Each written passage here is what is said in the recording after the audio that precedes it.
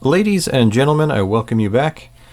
And what I'm about to show you, I really hope you guys, buy what I'm selling. What I'm going to show you is probably the easiest and most effective way to extend the life of any spinning reel in your arsenal that has an automatic bail.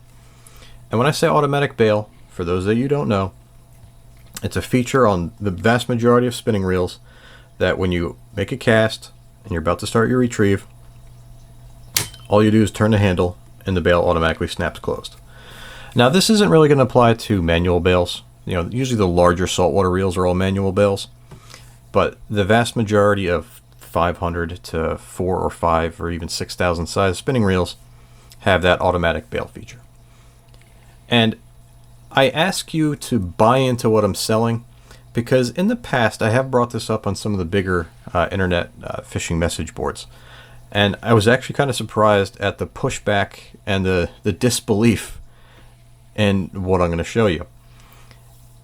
And while I don't know what their personal experience is with working on spinning reels and working on reels, I can say that I work on an average 20 to 50 reels a year. I've had reels that years that I've worked on well over 100 reels. And it's a hobby. I work on my friends' reels, internet message board members, I work on their reels. And it's just a hobby. It's what I do in the wintertime. I'm not an ice fisherman. So I have a pretty large sample base in terms of my experience working on these type of reels. So I've seen this issue enough to be able to formulate a pattern to the point where when someone sends me a reel or hands me a reel, I look at it, I turn the handle, and I kind of already have an idea that, I'm going to have to see if I have to replace the pinion gear on it before I even open up the reel. So with that being said, it sounds silly, but I've never seen it on the internet. All you have to do to increase the longevity of the new performance of your spinning reel, or just its performance and durability and longevity in general, is to manually close the bail.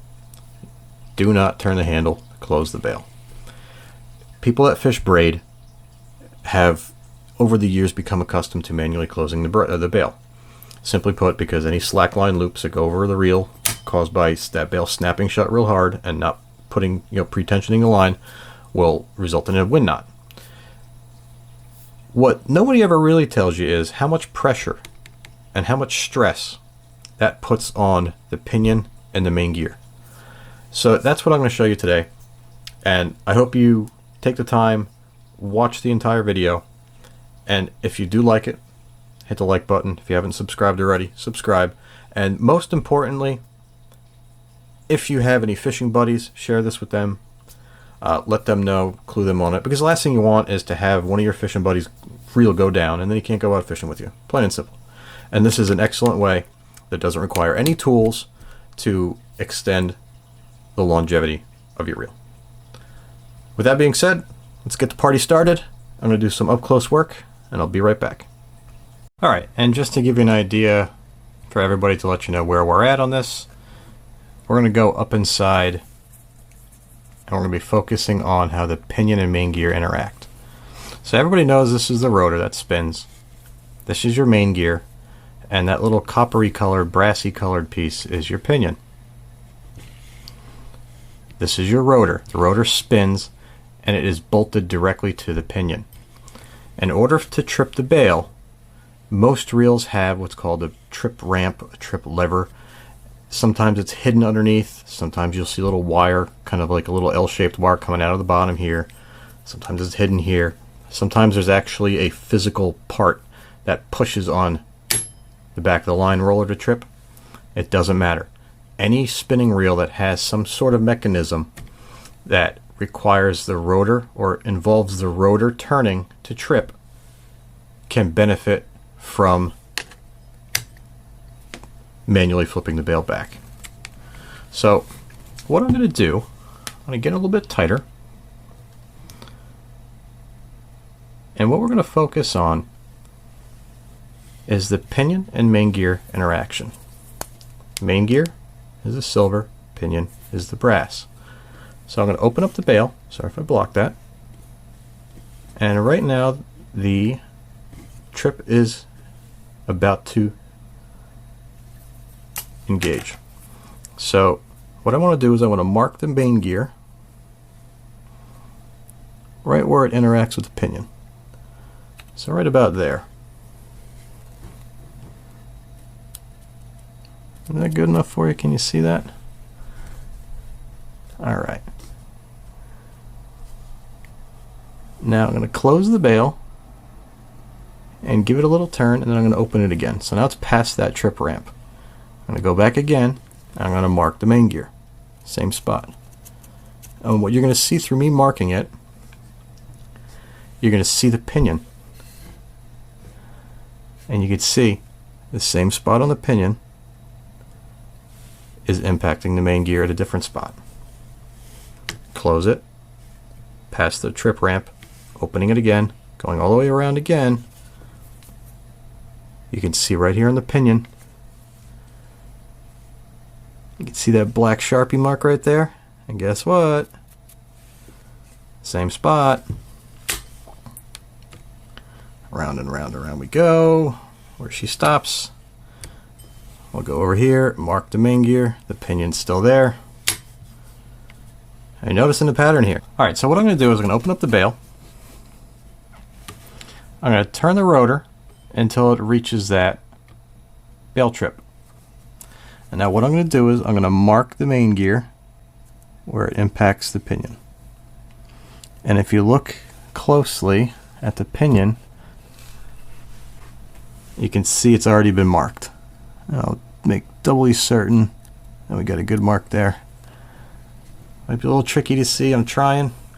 I'm looking through the viewfinder. It looks like I can see a Sharpie mark on the pinion.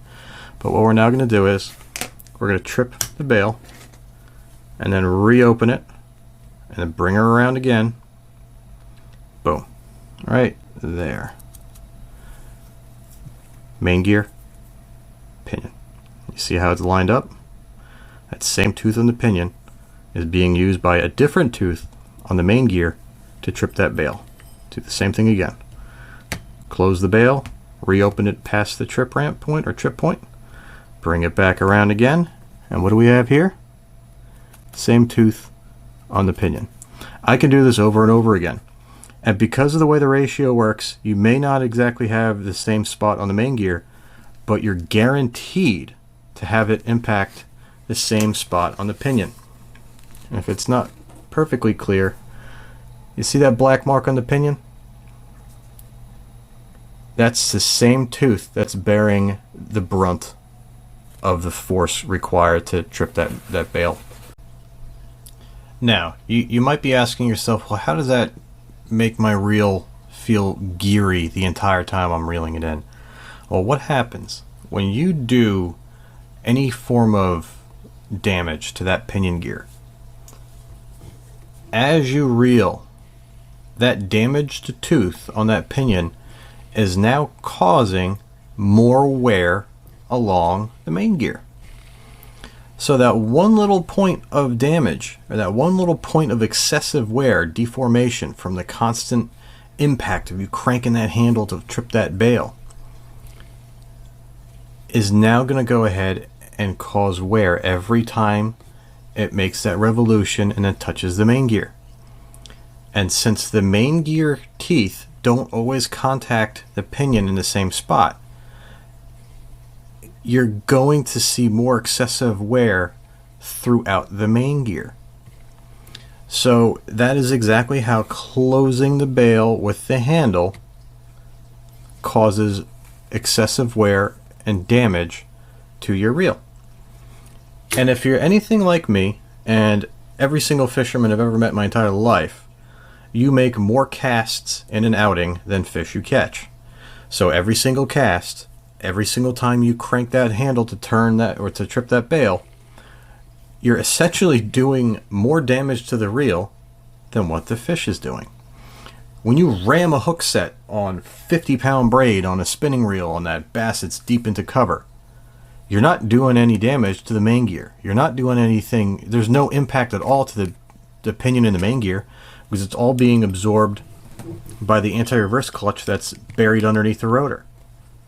So when you're retrieving against a fish, when you're fighting a fish,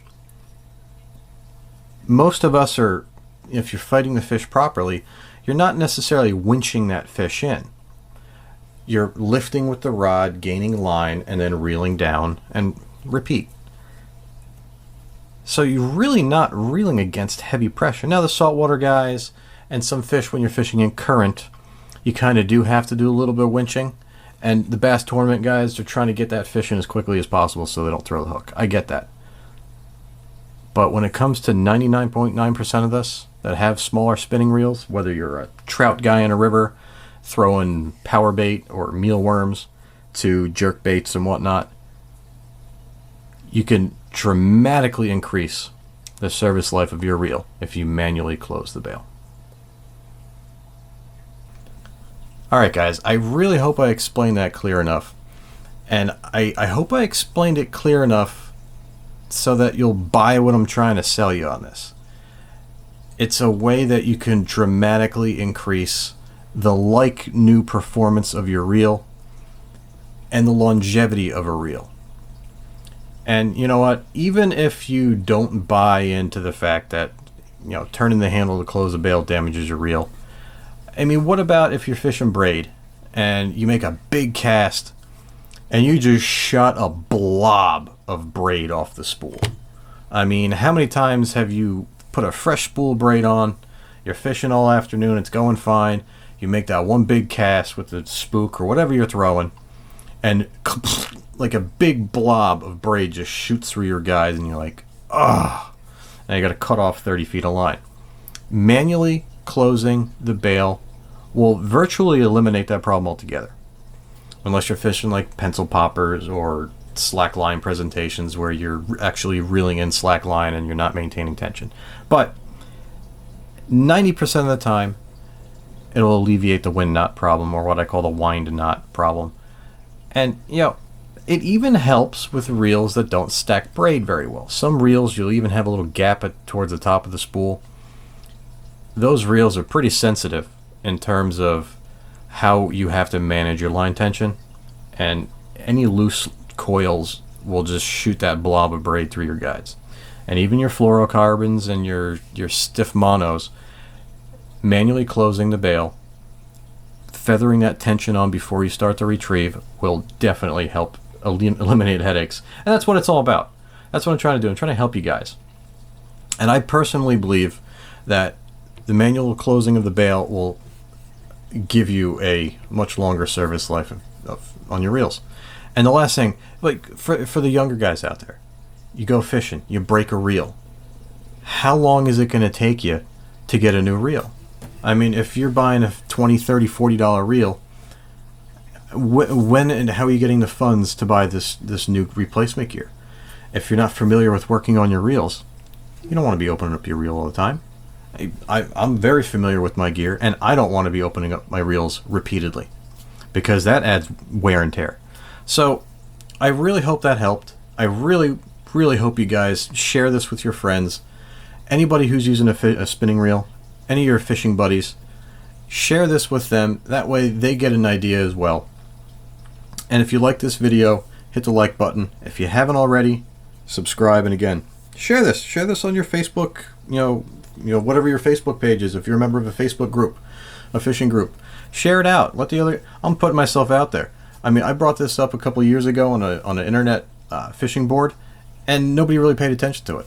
And they're all trying to give tips and tricks on how to do blah, blah, blah. Me personally, this is one of the biggest and best ways to improve the service life of your reel. All right, guys.